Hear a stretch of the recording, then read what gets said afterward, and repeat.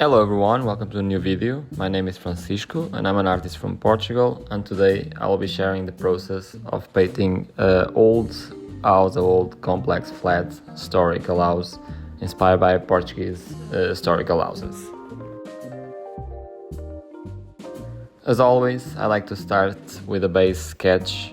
For this sketch I'm using a Micron PN, which is a waterproof pen, so it will not bleed when we work with watercolor on top. At this stage of the process, I'm just doodling out all the elements of the house. Normally I don't do any base sketch, I just kind of freestyle and I build up line by line without really thinking about the next step. I like to work in this way because it's quite exciting way of work. I always get curious about how it will look out at the end. But I don't really know till I get to that point, so it's always kind of exciting to just discover the house as the process goes.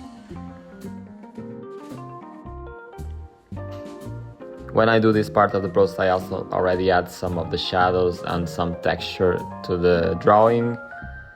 I don't do it that much because I know I will work with watercolors after and then again with the pen, so I can always add more and more details as I go. So I just add enough to be happy with the sketch and to already have an overall feeling of the look of the house.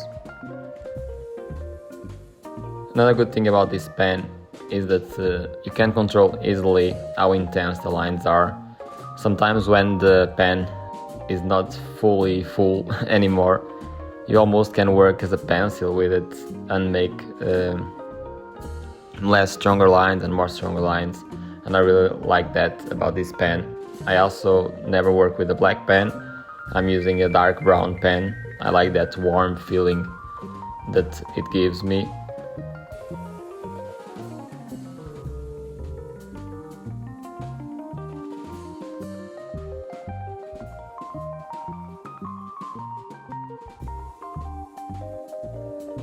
For paper, I'm using Fontaine paper, 300 grams. Just a very good all-around mixed media paper. It works very good with watercolor, it dries quickly. Also, when we work with the different layers of watercolor and we wait for the different drying stages of working with watercolor, it doesn't activate much the underlayer, which is great. From my experience, when we work with the thicker papers and just like more robust papers, sometimes they tend to activate the watercolor again, so all those previous layers that we create with the watercolor bleed into each other a little bit as we add more and more layers. With this paper, because it's not so thick, we don't get that, so these lines of blue that I'm adding now as shadows, they will stay till the end of the process as intact as they are now. Talking now about these blue lines, I do this first because I really like to have an overall idea of the shadows, and when I just make the shadows first, I get that right away. Also, it's much more easy to understand the full volume of the house and to understand the depth of the house. So that's one big reason why I do the shadows first. For watercolors, I'm using Sennelier watercolors. And for brush, I'm using a Faber-Castell water brush, which is basically a brush with a water reservoir, so we can store water inside of the brush and just work without having to dip the brush in water all the time. This is very good to work on the go if we are doing urban sketching, or just like to make the process faster working in the studio, like I'm doing here.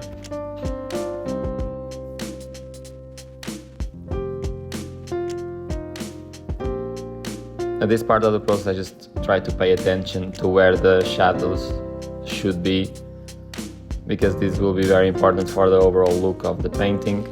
So I just do this slow, I just try to think about all the elements and just try to convey that depth that I want to have at the end. I will recommend you to be patient at this stage because it's really an important part of the process. Just make sure you got all the shadows done. And no worries, because when we work with other colors on top, these will stay there and just will add all this depth that we want in our painting.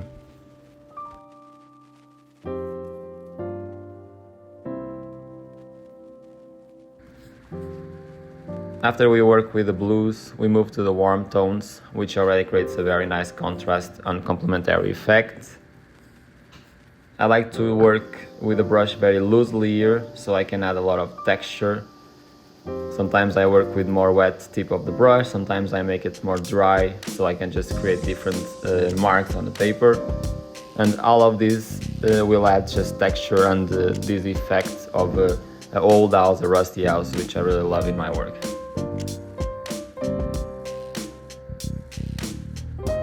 This part of the process you can be or faster or slower depending on the texture you want to create. If you want to have some more rough textures, you can be a little bit more faster in the movements you do with the brush. I would recommend you to try out in other papers first the way the brush works and the different marks that you can create, so then you can import these to your painting. At this part I'm just adding the different colors to the different elements of the house.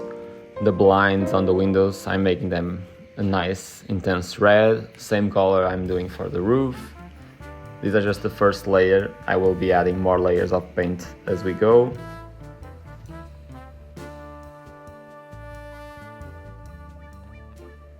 All of this build up of layers will just intensify the idea of texture and of depth, so just take your time here as well and just make sure you just add as much layers as you want till you are pleased with the result.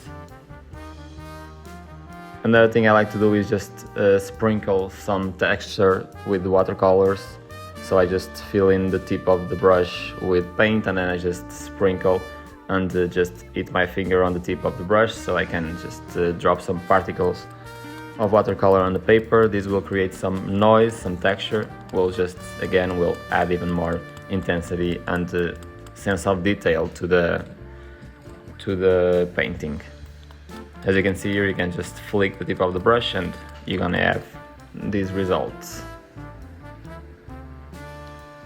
After we are done with this stage, we let it dry and then we are moving to the pen work.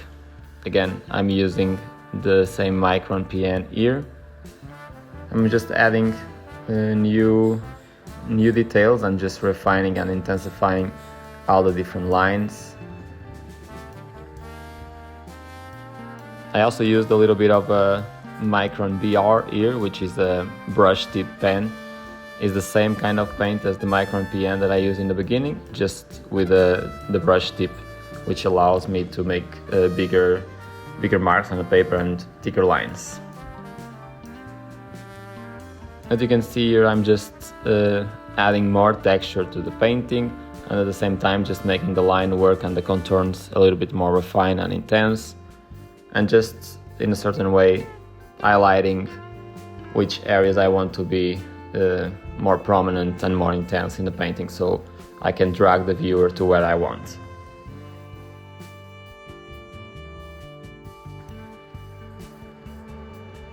As you can see here, the Micron PN is very nice to add or these more intense lines, but also these texture lines.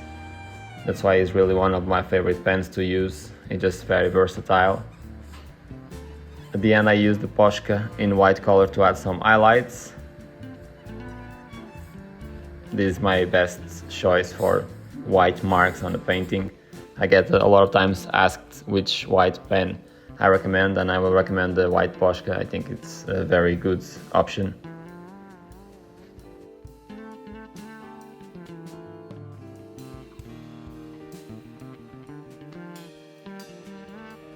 And that's it, that's the process, and that's the final result. I hope you like the result, I hope you like this video, and see you on the next one. Bye bye.